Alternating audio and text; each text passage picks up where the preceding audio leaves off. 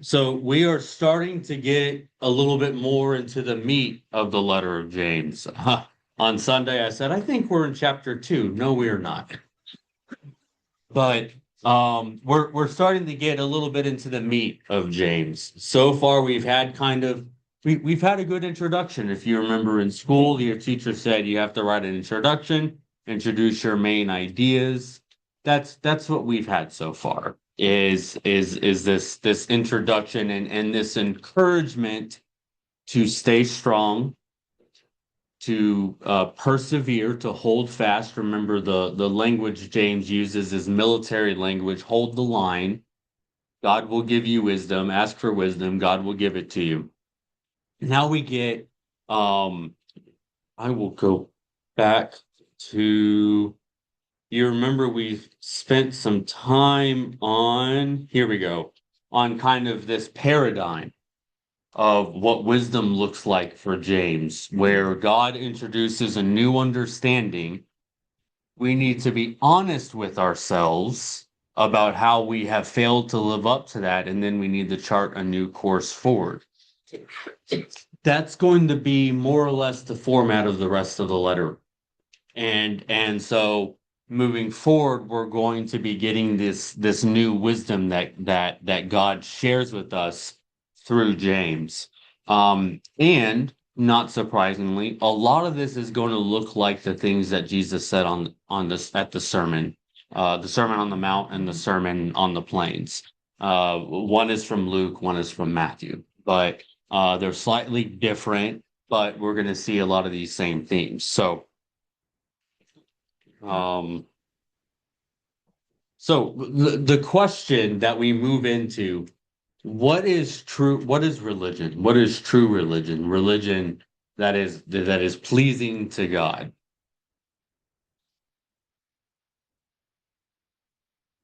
Loving our neighbors. Loving our neighbors. That's going to be James's answer. Absolutely. I now you look at the world around us, and you would think that the biblical answer for what is true religion is you show up once a week, maybe twice a week for Bible study. You show up once a week. You maintain your checklist list of who is and who is not acceptable. You would think that is true religion, but it's not. And yeah, Regis, Well, um, a lot of times we can't say what true religion is, but we can tell what true religion isn't.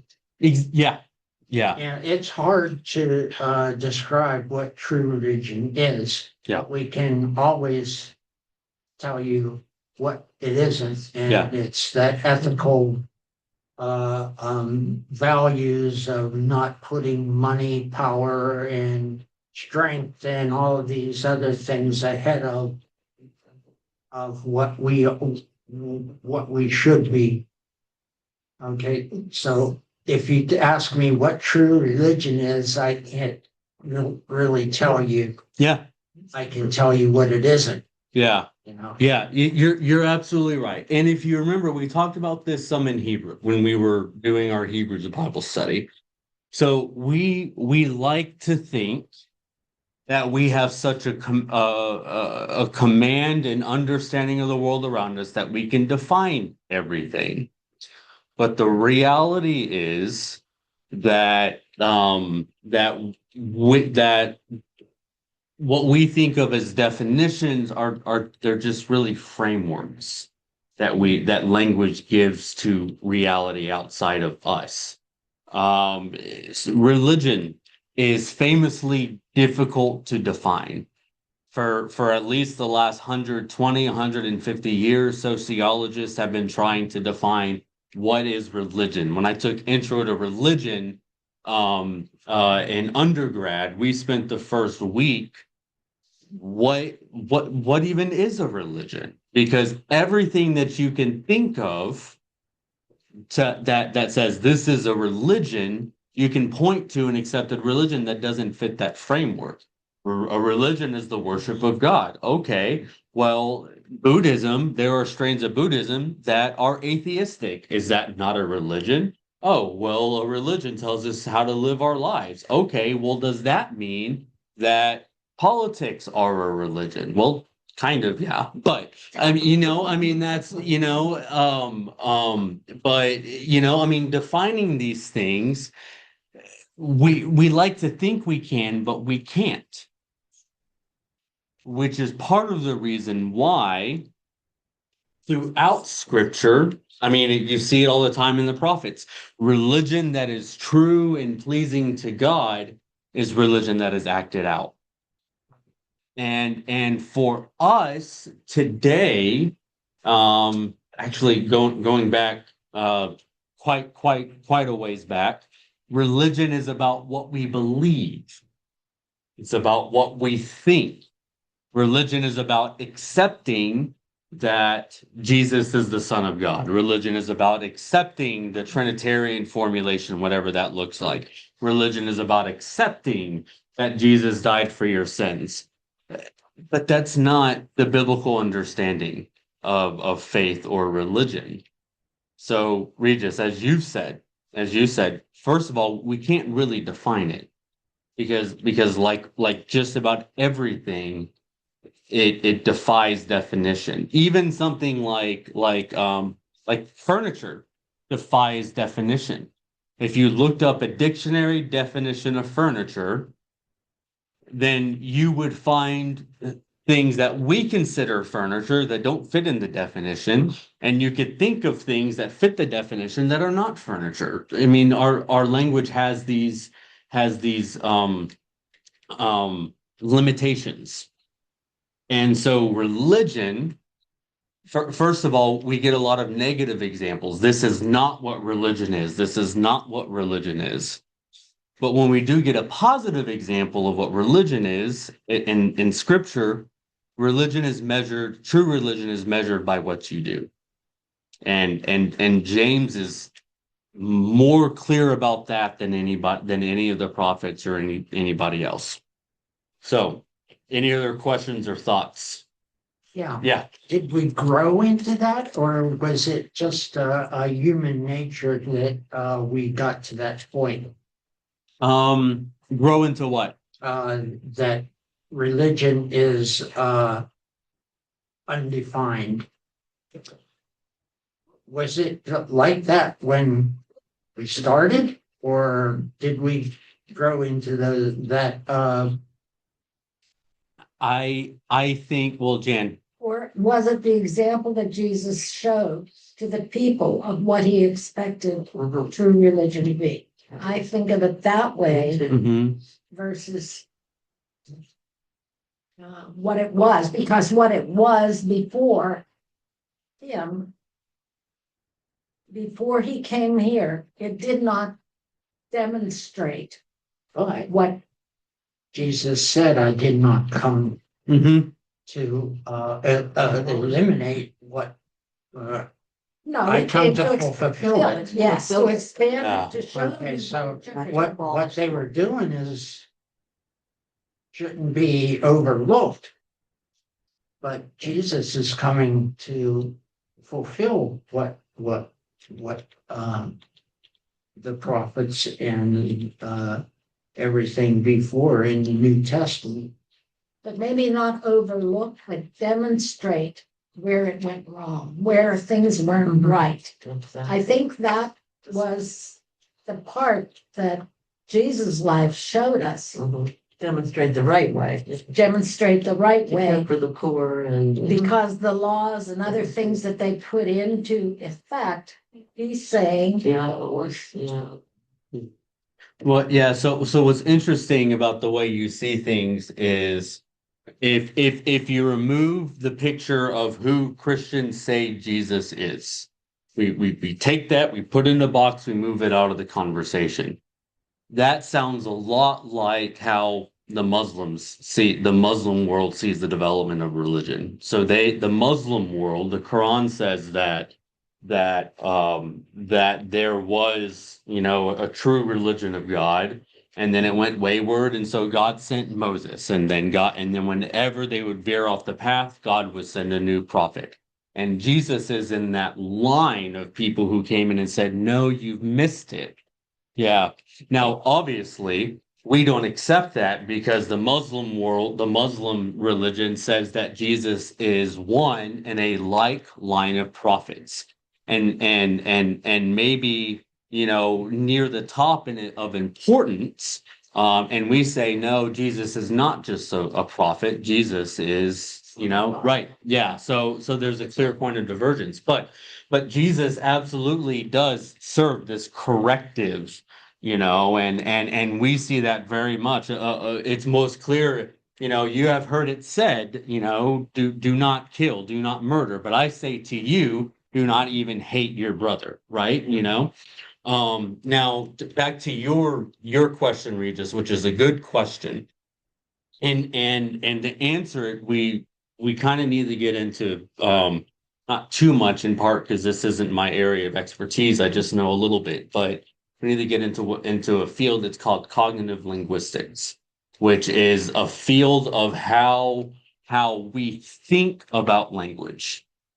And so when we talk about language, there are those who say that language is prescriptive. That means language says this is how you should use these words. This is how the world could be. And then there are those who say that language is descriptive, which means language describes the world around us. That's what I hold to. I think that makes sense to me intuitively. And so, Regis, to answer your question, I would say that religion developed before we had a word for it. And so religion developed spontaneously out of this sense of something more. And okay, how and so a lot of a lot of what we might call the pagan religions are kind of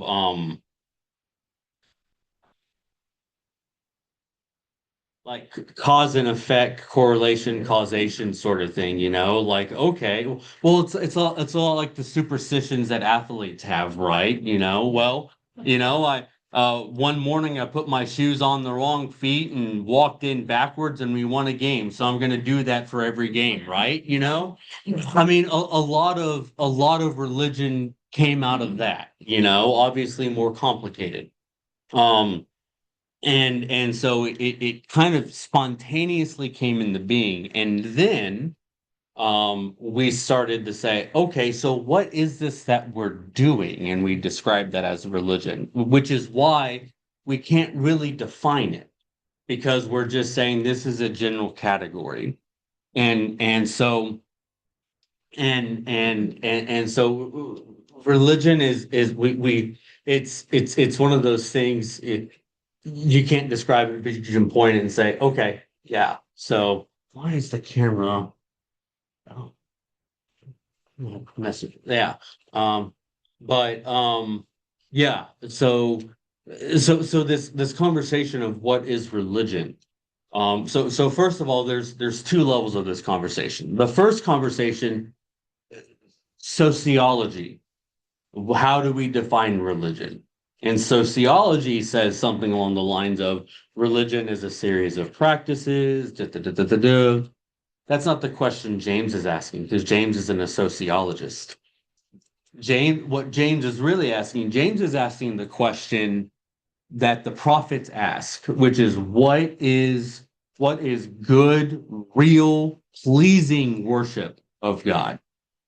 And that is and that is the only religion that's worth talking about. Does that make sense? Yeah. So did I answer your question, Regis? Yeah. Okay. Okay. Yeah. And Jan's question. Yeah. Second Yeah. straight. Yeah. Yeah. Yeah. And Jan, back to your point. I mean, it is interesting how often we need these corrective measures.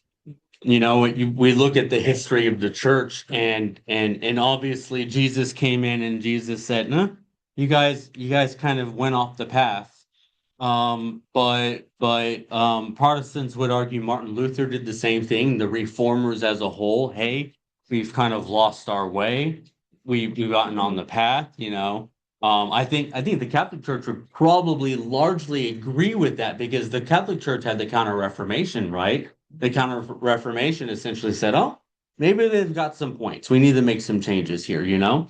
And so I mean, we have this tendency to just kind of, you know, and part of that is because we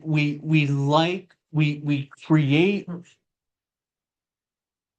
idols, like I was saying on Sunday. Like we create these understandings of God that are convenient for us, that don't ask quite as much from us. And so it's really easy to create religion and religious practices and religious beliefs and who's in and who's out that are convenient for us.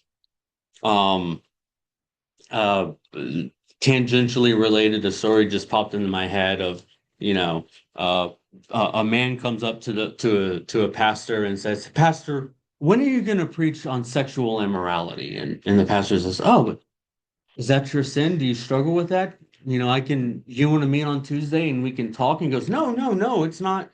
No, I don't struggle with it." "Well, then why do you want me to preach on it?" We create these systems and boundaries that don't challenge us but allow us to look at others and be like, you know, it's like the Pharisee, you know, who says, "God, I give thanks that I'm not like this tax collector," right? You know, I mean, that's our natural inclination. And Walter Brueggemann he initially called that the royal consciousness because he released a book in the late 60s, early 70s that really set the trajectory of his career. But he basically argued that real religion, that God, worship of God, is disruptive. And the powers that be can't tolerate that disruption. So the powers that be try to create calcified, safe religions that look kind of close enough to real worship of God, but they keep people in line. And it's the role of the church to break free of that whenever we encounter it. So yeah. Is it safe to say that that would be hypocrisy? Mm-hmm. Okay. Absolutely. Yeah, it absolutely is hypocrisy. Yeah. And we're not a culture that encourages self-reflection, especially now, you know. If I don't have what I would call like a rich inner life, I can get by just fine. I can listen to news radio on the way to and from work. I can get home and I can stream whatever I want to stream until I fall asleep. I don't have to think. I don't have to introspect. And we've created a society of convenience where that's really easy to do. And I don't think that's an accident because when you don't have that introspection, when you don't have a rich inner life, you're really easy to just you're easy to control, you're easy to manipulate, it's easy to go along. So yeah, but my point for getting to that is part of not having that rich inner life, that introspection. Well, you don't see your own hypocrisy because we're all hypocrites. All of us. Absolutely, we all are. Yeah. I think you're right about hypocrisy. But when I see that question, I think to myself, if you ask that question, what is true religion? To, let's say, 25 people, and you could time travel through history and have 25 people in that era, and then 100 years later, 1,000, how different, not what the church is saying, but people's perspective of what is true religion. I think you'd be shocked at what people, like back then, this is just an example, they may say, true religion is you don't murder anybody. Then come up to modern times, and you have death penalties, you have wars. Now, that's what as time goes on, it just, I think it'd be interesting to see what people's perspectives Yeah. around the times they live in. Mm-hmm. Yeah, and you know the downside is for better or for worse, we don't have written records of Bill the laborer. We don't know what Bill the laborer thought in the first century. You know, the writings we have are from the educated elite, the people who for better or for worse. And so that would be really interesting. Interesting. Yeah, and we can get kind of glimpses of that in the letters in the New Testament and in other early letters. Now, of course, we only have one side of these conversations, but you can kind of figure out what's going on in the community that they're writing to, you know? So so James's question is, what is true religion? What does it mean to be faithful, to have faith? And so you must understand this, my beloved brothers and sisters. Let everyone be quick to listen, slow to speak, slow to anger. For human anger does not produce God's righteousness. Therefore, rid yourself of all sordidness and rank growth of wickedness, and welcome with meekness the implanted word that has the power to save your souls. But be doers of the word, and not merely hearers who deceive themselves. So out of the gate, he comes out swinging out of the gate. He doesn't hold back, and part of that is it's a short document. He doesn't have a whole lot of space to kind of dilly dally. He says what he needs to say, and then it goes out. So first thoughts.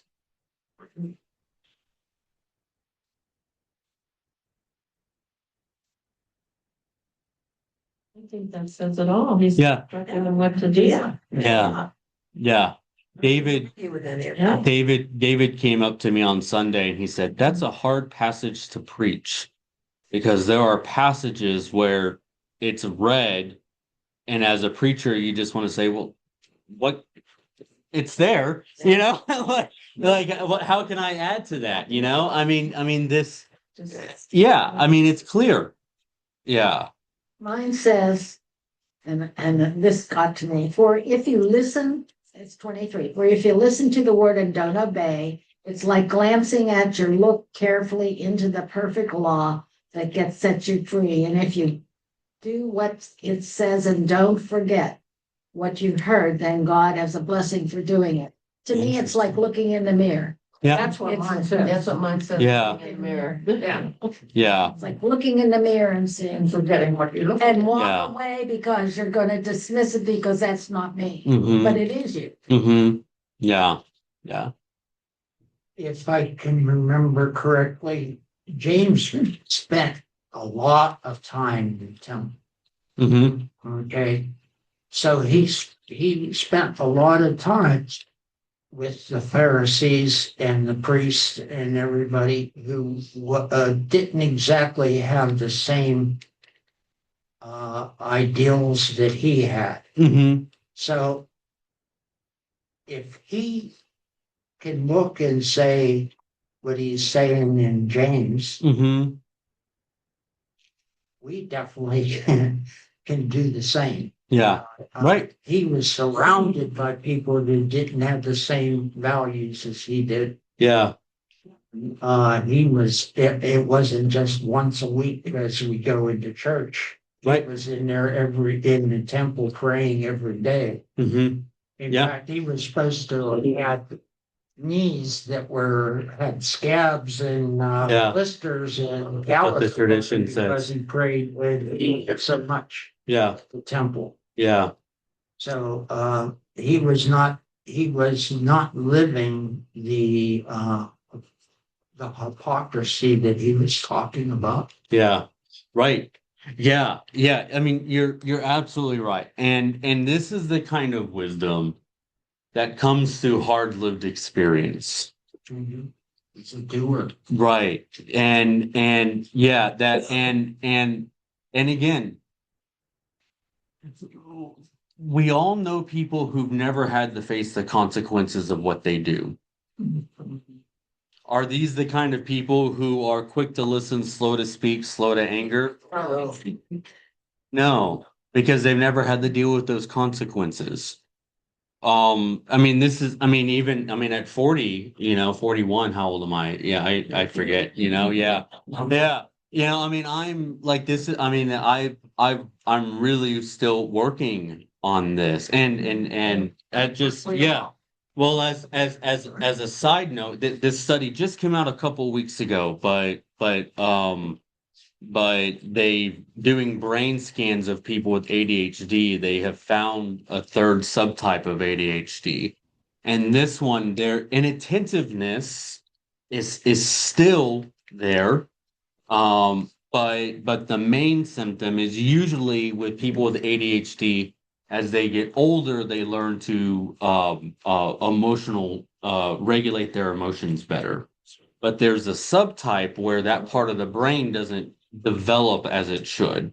And I think that's probably, I struggle with emotional regulation. That's what I've been working on for the last 5 or 6 years, especially is not jumping to the feel what I'm feeling and external, but yeah, it's hard. So like, be quick to listen, slow to speak, slow to anger. Think of how much better the world would be if everybody practiced that. Our families, our churches, but like the world.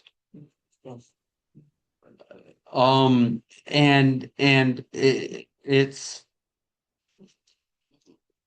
and again, we live in a society that we feed on anger. And in many ways, anger and violence and hatred are the engine that drive society.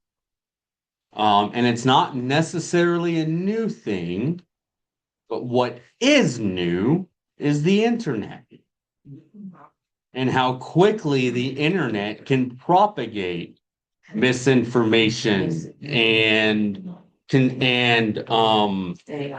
right, yeah, and how easy it is to make silos where everybody has different information. We can't agree on what basic facts are, and it feeds anger.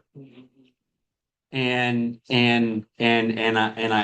try to say this from the pulpit a couple times a year. Nobody ever likes to hear it, but the news networks, the 24-hour news networks, their goal is to get you addicted to watching them so they can sell their ads. What's the easiest way to do that? To make you angry and to make you afraid. And it's MSNBC, it's Fox News, it's whatever. They all have the same business model. Make you angry and afraid.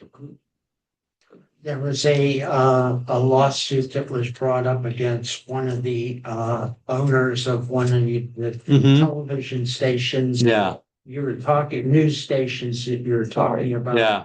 And they had to, the owner had to admit that they weren't a news station, that they were an entertainment. That was Fox News in a lawsuit in Florida. Right. Yeah. And so I wasn't going to bring yeah. up specific. Yeah.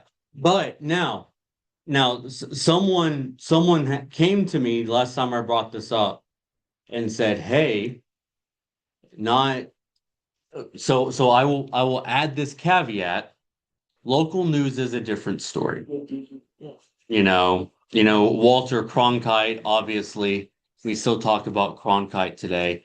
Local news is a different story.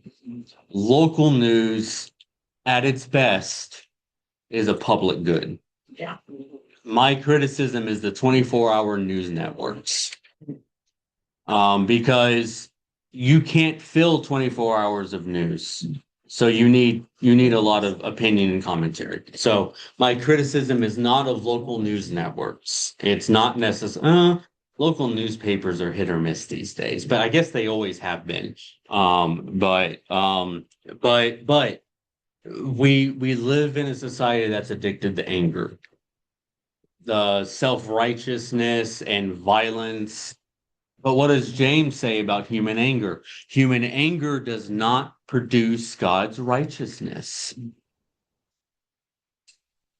And anger is natural. And in fact, anger is a gift because anger tells you that something is wrong.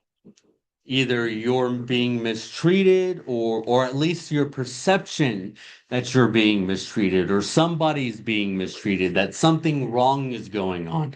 So anger is natural. It's good. All of our emotions play a role. There's a reason we have them. There's a reason God gave them to us. But what do you do with it? That's the question. What do you do with your anger? Sit and stew. Right. True. Which is what we're told to do. Because on the one hand, we are in a world that tells us to be to thrive on anger and fear. But we're also told no conflict. They'll talk about politics and religion at the dinner table, right? Right.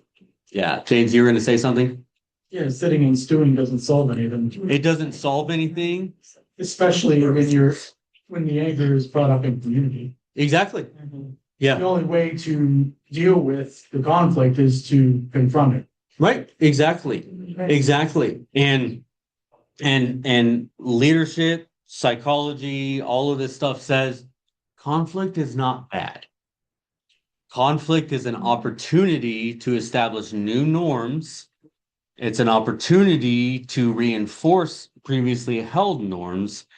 Conflict is a healthy, when handled in a way that's healthy, Yes. is a good way to move forward. But so many of us have not learned,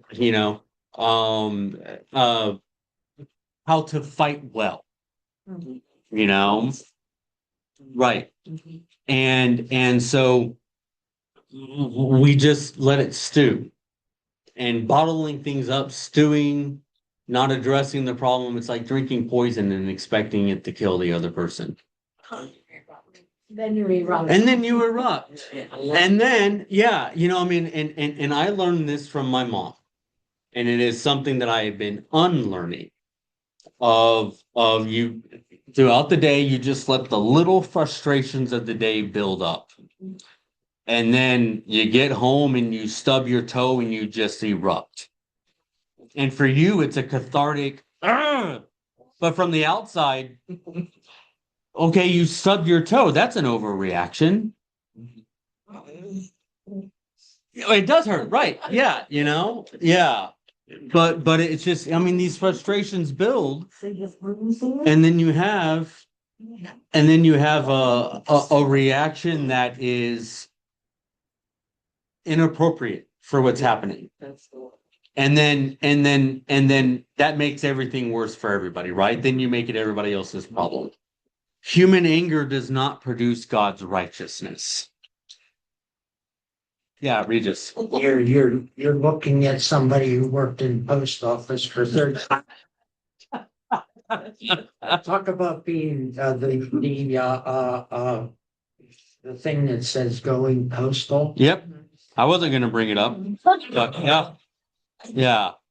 But I'll give you a short story. I probably had about 35 years in, and we had a new changing of guard. A new postmaster was coming in to our office. The old postmaster was being promoted, and he came in and he said, and we're going to have some changes around here. We're going to get along with each other. We're going to have this, we're going to have that. My immediate reaction was that here's the new boss, same as the old boss. Mhm. Because the old boss came in and said the same thing as the new boss has come back.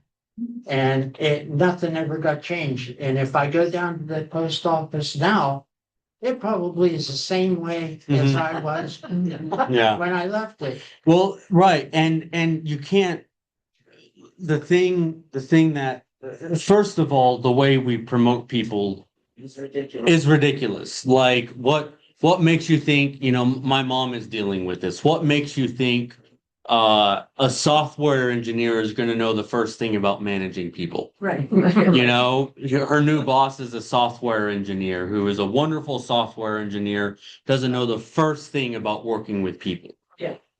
The theory is promote them to the level of incompetence. Right? Yeah. Right. And so yeah. And so new postmaster comes in and says, things are going to change around here. Well, you've announced it, you've declared it, but what are you doing? We don't know how to do those things. Which is wild because there's an entire field of psychology dedicated to this. IO psychology. I took the class in undergrad. I don't remember anything from it, but I took a class. It's 20 years ago, but human anger does not produce God's righteousness. Can it ever? Can anger at injustice cause you to address the injustice? That's what Yeah. it's supposed to do. Well, and it goes to how do you use it? Yeah. How does it become a tool or does it control you? Right. And so because he doesn't say human anger that leads to you doing things differently doesn't produce God's righteousness. It's human anger doesn't produce righteousness because it's about it's about not letting your anger control you. Because be quick to listen, slow to speak, slow to anger. So yeah, you can be angry, but you need to sit with it. You need to first of all, you need to let those hormones settle down. You need to let that adrenaline go down because adrenaline is wonderful for a lot of things. It is not good for thinking things through rationally.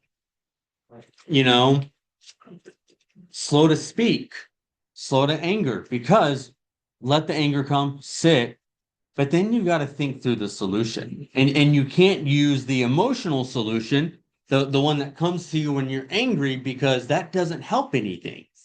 Like all the time, JC and I are arguing and then I get angry. That's it. You're grounded. Well, what does that fix? Nothing, Right. James. Oh, you look like you had your hand up. But yeah, so, and so anger can lead to righteousness when done well. But I don't think I think, Produce it. right. Exactly. Lead to it. Yeah, because the follow through is, therefore, rid yourselves of all sordidness and rank growth of wickedness. What do your translations say there? Get rid of all moral filth. Moral filth. And the evil that is so prevalent, and humbly accept the word planted in you, which can say. Yeah. Yeah. Yeah. Evil.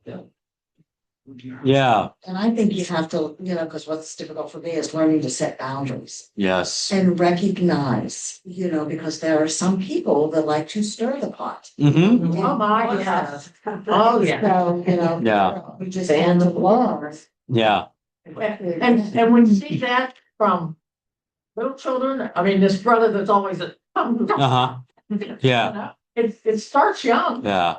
and that's hard to unlearn. It is. Someone told me, I was like, why are children so annoying? And he said, Loaded question. because that's the only power they have. Yep.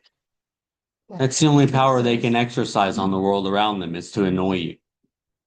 fair, And you know? negative behavior still gets attention. Exactly, right, yeah, but yeah, Then you have to ask yourself, why are they being, right, why do they do this to get your attention? So It's you need because you to are not yeah. being. exactly. Or you're not working with them to help them feel like they have a sense of control. I mean, there's a lot of it. Yeah, absolutely. And again, you got to ask the question, you know, and the thing about anger is when we're angry, it's really easy to I'm 100% right and the other person's 100% wrong. Exactly. And yeah, You were saying about being angry. I think too, you have to know yourself. right. You have to know what would be a trigger. I don't watch news. Mm-hmm. I don't watch it because you start seeing things, you start getting anxious, you start getting upset. So I always tell people I'm on a news moratorium. Mm-hmm. And I might see something that, and I start like this Hyundai virus, I started to watch Mm-hmm. because I wanted to know about it. Yeah. People say, oh no, you gotta watch the news every day, you gotta know what's going on. I'm like, well, if that works for you, that's good. Yeah. You know, I think you gotta know what are your trigger points, what can you eliminate Mm-hmm. to eliminate you getting angry. Yeah. I use an app, it's Grounded News, something like that. I paid $20 a year or something. And it gives me articles and then I can click on, you know, whatever the article is about, and then it will say, okay, so here's articles from liberal, moderate, and conservative news sources. Here, you know, it rates the articles on low, high, mixed factuality, stuff like that. But I think the really neat thing is it has a section called blind spots, and you can go to it and it'll say, okay, so here's something in the news that is not being reported by conservative news sources, or here's something that's not being reported by liberal news sources. It really interesting, and it's changed, you know. Yeah, Here's an example. So I started watching this about this Hyundai virus. yeah, So I hear, don't worry, one man's quarantined, why is it? Then I hear 3 people died. Then I heard, but it can't be transmitted. Then, oh yes, it can be. Well, wait a minute, we're taking people here, but then we're gonna let them go home. But no, you have to be quiet. I'm like, I'm not reading anymore about the Hyundai virus because everything I saw was opposite. because nobody knows what they're talking about. But has anybody watched The Newsroom? Yes. Oh man, it is good. It's Aaron Sorkin, so it comes with Aaron Sorkin's politics, but it is good. It's Jeff Daniels is a news anchor for like nighttime news, you know, and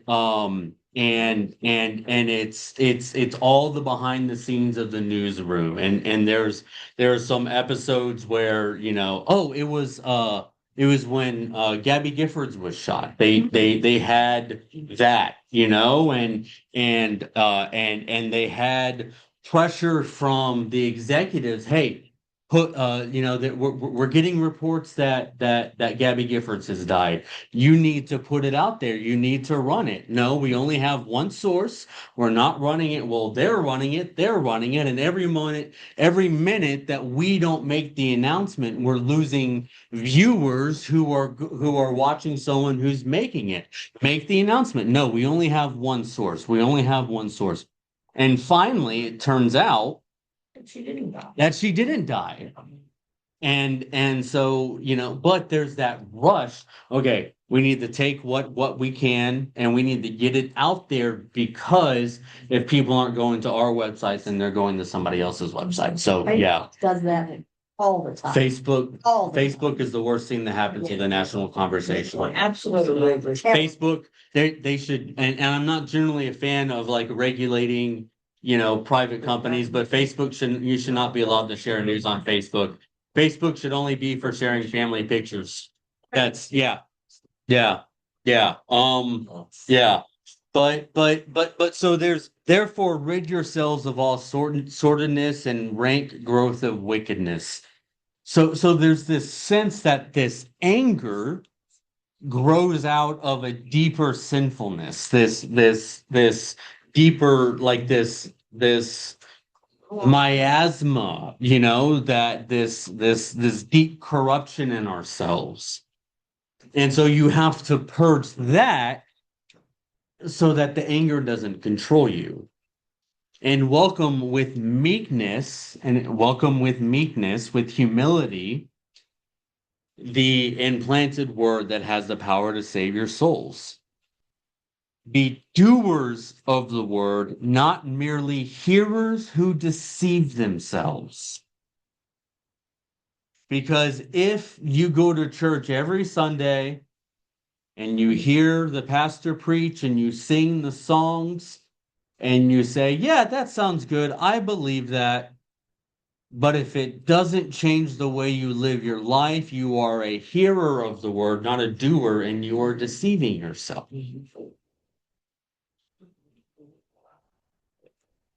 And go on. That's why I read the Bible Mm-hmm. and then come to church. Yeah.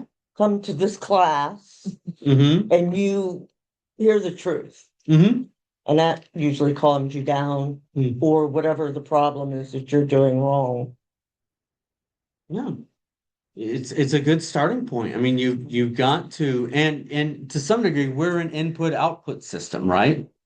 If you don't know what that means, it's, what comes in comes out, Right. and you are what you eat in some important ways, right? Yeah. And so you have to do it. You have to live into it. You have to, as we'll see, you have to control your tongue. You have to respect poor people. This is what James says. These are the major markers. For if any are hearers of the word and not doers, they are like those who look at themselves in a mirror. For they look at themselves and, on going away, immediately forgot what they were like. So, thanks for coming, Pat. Have a good afternoon. Good week. Bye. So here's why being a doer of the word is important instead of a hearer of the word. Because doing things is how you get good at it. It's just like any other kind of practice. And so you go to church and you sing the songs and you hear the sermon and you think, that was good. I feel uplifted. Great. But then you've forgotten what the sermon was before you get to the parking lot. It's like you look at yourself in the mirror and then you forget when you walk away. Being a doer of the word is how it gets deep in your bones. Is how it changes who you are. That's why doing these things is important. That's why practicing your faith is important. Because as long as it's just something that lives in your head and in your heart, then it's something that when it matters, it's not going to show up. It's just like practicing anything else. When I was, I took Taekwondo as a kid. I use that word, I use the phrase took loosely because I didn't have the discipline to go to class, to go to practice all the time. And part of it was, why am I doing this same sequence of moves over and over and over again? This is boring. Well, now as an adult, I understand it's to build the muscle memory. And the idea is, when you practice for a sport, you run. I was a wide receiver in high school. Again, not a very good one, but I was a wide receiver in high school. You run the route again and again and again so that when it matters, you don't have to think about it. You just do it. Automatic. But there's some, you have to have somebody there to correct you when you're running, let's say. That's why you have do coaches. You do run the route. Yeah. You keep on running the route. But if there's not somebody back there saying, yeah, you're doing and running the route, but you're not doing it the correct way. Yeah. If Yeah. there, or there's, okay, that's why I like going to a Bible study, Mhm. because you can look in the mirror and see the things that, what you're like, and then go away and not, and forget what you saw. Mhm. But if you don't come to the Bible study and have other people, you don't know if the things that it started are correct. Mhm. Yeah. Am I making any sense? Yeah, absolutely. Yeah, I mean that's why we have coaches, right? Yeah. You know, when you play a sport, that's why you have a coach. Hey, your running form is bad. You were 5 yards short on your route. You know, do this with your hands. I mean, that's why we have coaches, so that we're not, because bad practice gets you You're in not trouble. alone. Yeah, and you're not alone. So because you're part of a community, absolutely. Right. Yeah, yeah. It seems like it's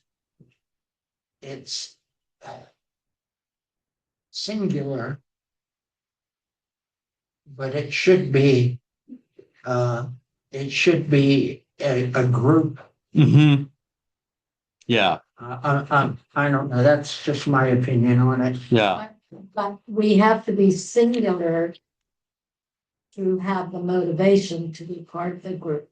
I think this is saying, think about it that way, that this is saying you have to be this type of person to be able to move forward into that process. Well, and systems theory, which systems theory essentially says, so we are here as a group. We are a system right here, you know, and so the way we interact with each other, the way, you know, it's because we follow the norms of this system. But Regis, you bring your family system and you bring all of your experiences, and Jan, you bring everything, and we all, and so the system is not just the people in this room. We bring with us our families of origin, all of that, right? And so and so in any system, there's this tension between individuality and belonging that is always at work in a group, in a system. And so you're right. It seems strange that James seems to be addressing individuals, but this needs to happen in a community. There's a book. You guys read the Berenstein Bears to your kids or to grandkids? Yeah. There's one that we used to read, the JC. I'll have to dig it up. It's in a box somewhere in the garage. It's on Yeah. Oh, I didn't know that. Yeah. But one of the books was Brother and Sister Learn Manners. And so they're just being so rude to each other, and Mama Bear is done with it. So she creates a system like, okay, so for doing this, you have to beat out a rug. For doing this, you have to clean out the attic, you know? And brother and sister are like, oh, she thinks that she can trick us. She thinks that she can force us to behave the way she wants. We're going to trick her by being so polite that we annoy her into giving up. Is their grand plan. And so they're like, after you, sister dear, you know, but as they do it throughout the book, next thing you know, they get used to it, and they're so annoyingly polite to each other that they just get into the habit of doing it. And Mama Bear is like, this is great. And then, of course, Papa Bear, who's at work, misses out on it, and he comes home and he's rude and he has to clean out the attic, right? But you know, I mean, it's practice, you know, and that's why you have to be a doer of the word in your daily life, but in community. And that's one of the huge weaknesses of American Christianity today, is so much emphasis is on the individual and what the individual wants. And there's very little, the community is just someone you hang out with an hour a week, you know, and there's no loyalty, you know, and this drives me crazy. And part of this is because I'm a pastor, but it drives me crazy. You have someone's been going to church here for 20, 30 years. And this church was there when your mom died, and this church was there when your dad died, and when you lost your brother, and when you went through your divorce. This church was there and walked beside you through all of this, but the pastor preaches a sermon you don't like, and so you go to the church down the street. There's no loyalty. There's no it's happened to me in this church. Yeah. I mean, it's happened to me in every church I've served. James. My question to that is, what has the community done to seek them out? I can't answer that. Yeah. Right. Yeah. Rhetorical. Right. Yeah. I mean, Right. that's kind of our correct. Because that's the community's responsibility. Right. Yeah. So, but yeah. So this is why it's important to be a doer of the word, not just a hearer. Because if you're a hearer, then you're going to miss it. It's going to one year, out the other. But those who look into the perfect law, the law of liberty, and persevere, being not hearers who forget, but doers who act, they will be blessed in their doing. And so, first of all, there's probably some degree of you are behaving the way I want you to. Good things will happen to you, so declares God. But really, it's more you are blessed because you're doing the right thing. It's just a natural consequence. Imagine that treating people well and being kind to them has good effects for you. There are people who get through life bullying everybody they know. We all know people like that. There are people who do that, and from the outside, they look like they're very successful. In my experience, they have very, very poor inner lives. And right, Finley, yeah. And so, but here's interesting, because normally James will talk about the law of love, but here he says the law of liberty. Freedom. Now, what does liberty look like within the New Testament? What does freedom look like in the New Testament? Not being persecuted.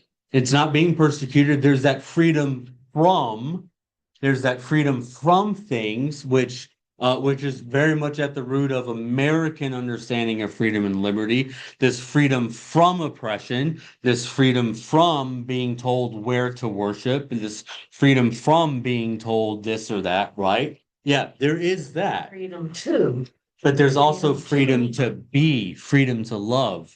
freedom to do. Yeah. Yeah. And we'll see in James that really freedom is freedom from and freedom to, because the thing that we're really free from is we're free from ourselves. Paul makes this is the most clear in Paul. We're free from ourselves because we are no longer slaves to sin. That's what we're really free from. We're free from ourselves. But we're free, and being free from sin means we are free to love one another without having to worry about, okay, if I give this person half of my pie, that means I have less pie. It frees us from that. And then when you have that kind of freedom, that kind of liberty, when you're being oppressed, it doesn't matter quite so much. You know? So, yeah. But so this is this perfect law, this law of liberty. And if you persevere, if you hold on to that, you will be blessed. And again, who would have thought that treating others with kindness and dignity and respect would have a good outcome for you? What a concept. It's also taking personal responsibility. People have gotten used to pointing fingers. Yes. Coming back at you. Yes. So learning different things, something I have found, positive affirmations. Yes. Even though it may not be true that I react calmly in stressful situations. Saying that over and trying, to Mhm. have that, make that happen. Yeah. Because that's the part of the I, Yes. in the whole thing too. Right. Absolutely. Responsible for yourself. Yeah. So, Yeah. And so he moves in. If any think they are religious and do not bridle their tongues, but deceive their hearts, their religion is worthless. Well, that's kind of harsh. Won't be won't be the first time James is harsh, but yeah, It's the truth. it's the truth. Now, how many and we'll be done with this slide. How many Christians are the worst about this? I grew up seeing this, telling the truth in love, and by which I mean you say something that's just really awful and nasty, but you say it in a very kind way. That's not what we're talking about here. Now, there does need to be correction. There does need to be like, hey, you can't do that. Like that's not constructive. Yeah, there does need to be yeah. This reminds me of your message you used that Sunday about being nice as opposed to being kind. Correct. I remember that so well. Yeah. That was one of the best messages for youth that I have ever heard. Good. I feel I don't think I'm good at those, and so I'm glad when I get them when I get good ones. Yeah. Oh, So I think you're bad, but it hits the spot and yeah, appropriate for every one of us adults yeah, as it was for the kids. yeah. It's been my experience that most adults are just overgrown teenagers. Most adults have not matured beyond emotionally matured beyond. So, but yeah. So if any think they are religious and do not bridle their tongues, but deceive their hearts, their religion is worthless. Just because you don't hear any comments about how good the sermon was, doesn't mean that everybody sitting there didn't think it was wonderful. It was none of them just Yeah. decided to tell you that. So don't think that, Yeah. you know, it's not a good sermon because you didn't Thank hear you. anything. Thank you. There are so many who hide behind cherry-picked passages and verses to justify awful things. And that's just the history of the church, the Crusades, the Inquisition, I mean, it's a nasty history. And James would say, if you don't bridle your tongue and deceive your heart, then that religion is worthless. Your religion is worthless. Again, it's harsh. It's harsh because our religious beliefs are at the core of our self-understanding. It's one of those things that if you challenge in a way that's not delicate, then defensive walls go up. You're not going to hear anything that someone's saying. It's harsh. They're very deep in our self-understanding. And so James says, religion that is pure and undefiled before God the Father is this: to care for orphans and widows in their distress, and to keep oneself unstained by the world. So there's a lot in here, and it's just one verse, but there's a lot in here. Obviously, caring for those who can't care for themselves. And the poor of today look very different than the poor in Jesus's time. And that's a conversation that bears having, because the poorest people in the United States are better off than most people in other countries. Period. But we can't use that to say, well, then we don't need to be helping our poor. I mean, it's that's a difficult thing to navigate. But James is crystal clear. James is crystal clear that caring for the poor is right up there with watching your tongue as an expression of faith. Now, keeping oneself unstained by the world. Now that phrase, there's so much in there, And he just blows right by it.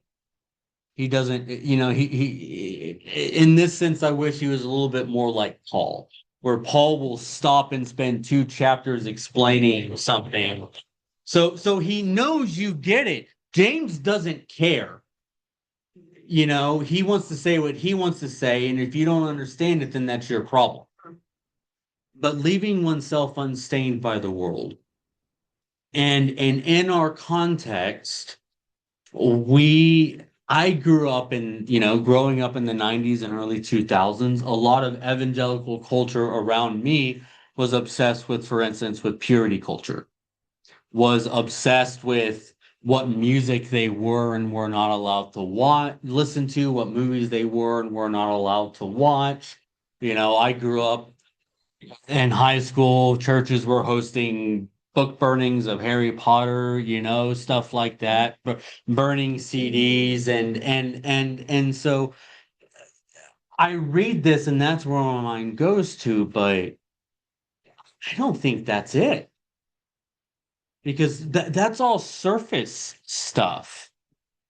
And that's part of the reason that I have developed such a need to find God in everything that I read and watch and listen to. And so I have no use for the sacred secular divide. It's all sacred to me. Now some of it is profane, but it's all sacred.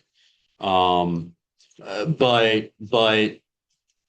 I think really it's as we'll see moving forward, this what it means to be stained by the world for James at least is what are your priorities? What are your priorities? Are being stained by the world is respecting the rich over the poor. Being stained by the world is saying whatever comes to mind, not caring how good or kind or gentle it is. Being stained by the world is being addicted to anger. Being stained by the world is Consumerism. that in our context, absolutely consumerism. There is nothing good about consumerism. An argument can be made about the goodness of capitalism, but nothing can be there. There is no argument to be made about the goodness of consumerism. And I say that as somebody who is a goblin. I just collect things. I used to collect DVDs and books that I'll never have time to read, like I say that as someone who's caught up in consumerism, but there's no positive argument to be made for consumerism because consumerism it only has one goal. Yeah, it is idolatry, and the only goal is to generate profits. At least capitalism started off as this is a way to fairly distribute resources, let the market decide. Yeah. Yeah, we just Go back to what Jesus said on Sermon on the Mount. Blessed are the meek, for they will inherit the world. absolutely. Yeah. Usually the meek and humble aren't the ones that are in power, Mm-hmm. and they aren't stained, and they don't have that stigma upon them. Yeah. Um, Yeah.